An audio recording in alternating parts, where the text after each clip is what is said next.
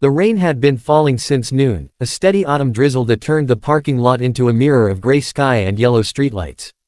Inside Murphy's Corner store, Sarah Chen wiped down the counter for the third time that evening, her movements slow and methodical. The clock above the coffee machine read 9:45. 15 more minutes until closing.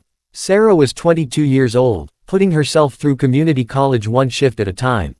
She had worked at Murphy's for 3 years now, ever since her father passed away and left her mother struggling with medical bills. The store sat on the edge of town, where the main road curved toward the highway. During the day, it bustled with truckers and travelers. But at night, especially on rainy nights like this one, it became a lonely place. She glanced toward the back corner where 3 men sat at the small cafe table. They had arrived just before 9, their leather vests dripping water onto the tile floor.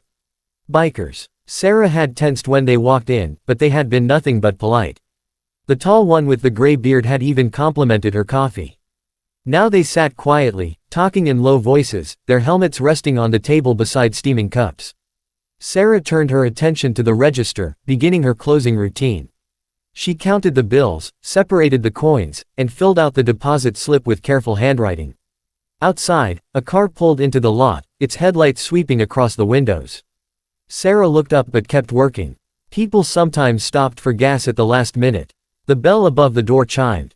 3 young men walked in, their sneakers squeaking on the wet floor. Sarah recognized the type immediately. There was something in the way they moved, a kind of restless energy that set off warning bells in her mind. The one in front wore a red hoodie, his hands shoved deep in his pockets. The other 2 flanked him, their eyes scanning the store. "We're about to close," Sarah said, keeping her voice steady and professional. "But if you need something quick, I can help you." The one in the red hoodie smiled, but it was not a friendly smile. He walked up to the counter and leaned against it, too close. Sarah could smell cigarette smoke on his clothes. "That's real nice of you," he said. "Real hospitable." His friends laughed, spreading out through the store. One picked up a candy bar and tossed it in the air, catching it without looking at Sarah. The other wandered toward the back, his hands trailing along the shelves. Sarah's heart began to beat faster. She glanced at the phone under the counter, calculating whether she could reach it in time. The bikers in the corner had gone quiet. She could feel them watching, though she did not turn around. "Is there something I can get for you?" Sarah asked again, her fingers resting near the edge of the counter. The young man in the red hoodie tilted his head, studying her. "Yeah, actually. I think you can help us out. See, my friends and me, we're having a tough time. Money's tight, you know.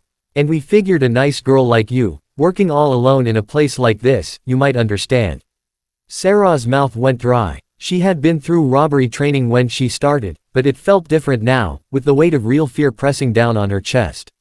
"I can't open the register without a purchase," she said quietly. "It's connected to the main system. If I open it without ringing something up, an alarm goes straight to the police station." It was a lie, but a convincing one. She had heard another cashier use it once. The young man's smile faded. He pulled his hands from his pockets, and Sarah saw his fists clench. "That's disappointing," he said. "That's real disappointing to hear." One of his friends knocked over a display of chips, the bags scattering across the floor. The crash seemed very loud in the quiet store. "Oops," he said, grinning. "Clumsy me." Sarah took a step back, her shoulder blades touching the cigarette rack behind her. There was nowhere to go. The door to the back office was locked, and the key was in her pocket, but she would never make it there in time. "Look," she said, trying to keep her voice from shaking. "I don't want any trouble. If you just leave now, I won't call anyone. We can all forget this happened." The young man in the red hoodie leaned farther over the counter. "But that's not how this works, sweetheart. See, we came here for something, and we're not leaving until we get it. Then I guess you're going to have a real long wait." The voice came from behind them, deep and calm. Sarah looked past the 3 men and saw the bikers standing now, their coffee forgotten. The tall one with the gray beard had spoken. He moved forward with the careful, deliberate pace of someone who had nothing to prove and nothing to fear. The young men spun around. Up close, the difference was striking. The bikers were older, weathered, with the kind of solid presence that came from years of hard living. The tall one crossed his arms, and Sarah could see faded tattoos running down his forearms. "This doesn't concern you, old man," the one in the red hoodie said, but his voice had lost some of its confidence. "Actually, it does," the biker replied. See, that young lady made us excellent coffee. And we were sitting back there enjoying the warmth and the quiet, thinking about what a nice, peaceful evening it's been. Then you boys came in and started disturbing that peace. One of the other bikers, a woman with short gray hair and sharp eyes, stepped forward. There's 3 of us and 3 of you, she said. But here's the thing, we've been riding together for 20 years. We've crossed the country 6 times. We've been through storms and breakdowns and all kinds of trouble. And we look after people who look after us. The third biker, a broad-shouldered man with a scar across his cheek, held up his phone. Already called the police, he said. They'll be here in about 4 minutes. Sheriff Anderson is a buddy of ours. Rides with us sometimes on weekends. He's going to be real interested to hear about this. Sarah watched the young men's faces change, confidence draining away like water. The one in the red hoodie looked at his friends, then at the bikers, then at Sarah. She could see him calculating, weighing options. Finally, he pushed away from the counter. This is garbage, he muttered. Come on, let's go. They moved toward the door, trying to maintain some swagger but walking too fast, their shoulders hunched. The bell chimed as they left, and through the window, Sarah watched them run to their car. Tires squealed as they pulled out of the parking lot, disappearing into the rain. For a moment, nobody moved.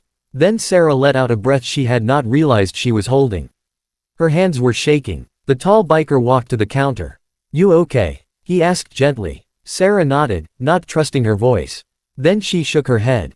Then she nodded again. Thank you, she whispered. I don't know what I thought.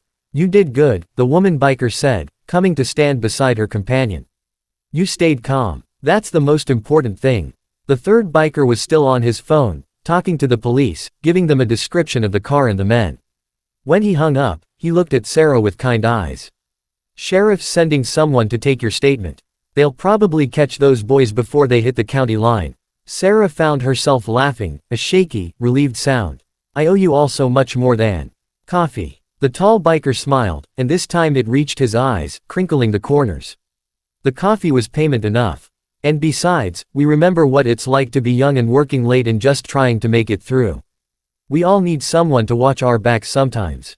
They stayed until the police arrived, telling their story and making sure Sarah was all right. Officer Rodriguez, who had gone to school with Sarah's older brother, promised to drive by regularly for the next few weeks. The store manager arrived, flustered and apologetic, saying she should have scheduled 2 people for closing. When everyone had finally left and the store was locked and dark, Sarah stood in the parking lot beside her car. The rain had stopped, and the air smelled clean and fresh. She looked up at the sky, where stars were beginning to appear between the breaking clouds. The bikers had given her a card before they left, just a number and a name, Road Wolves MC. In case you ever need anything, the tall one had said. We take care of our friends. Sarah tucked the card carefully into her wallet. She thought about fear and kindness, about how the people you expect to frighten you sometimes turn out to be the ones who save you. She thought about her father, who had always told her that character showed itself not in words but in actions, not in appearances but in choices. As she drove home through the quiet streets, past houses glowing with warm light, she felt something shift inside her. The fear from earlier was fading, replaced by gratitude and a strange, unexpected sense of strength. Tomorrow she would go back to work. Tomorrow there would be more customers and more closing shifts and more long, quiet evenings. But now she knew something she had not known before. She was not as alone as she had thought. In this world, there were still people who watched out for strangers, who stood up when it mattered, who proved that kindness came in unexpected packages. Sarah smiled to herself in the darkness of her car, and for the first time in a long time, she felt like everything was going to be all right.